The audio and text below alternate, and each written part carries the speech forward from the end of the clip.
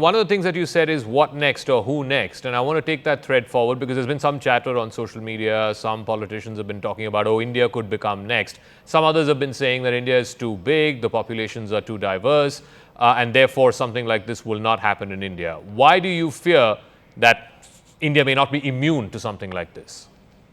Well, for one, do not believe that there can be a violent and orchestrated regime change in India.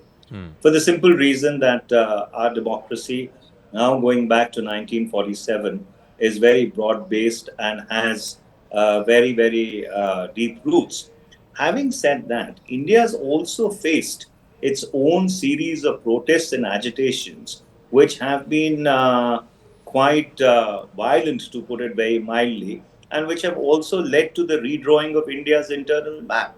You know, you have had all the linguistic agitations in the 1950s, then you had the language agitations of the 1960s, then you had the Jayaprakash Narayan movement and the Navnirman movement in the 70s.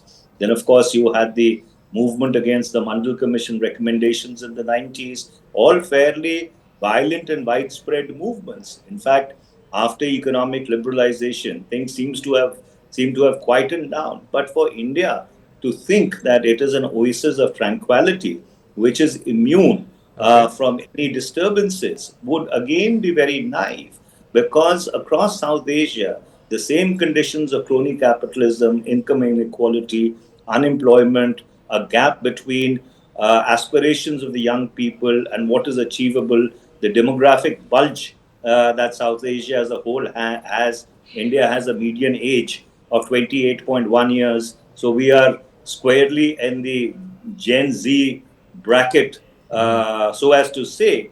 I think these are very, very serious challenges. And our strategic establishment, our political establishment would be uh,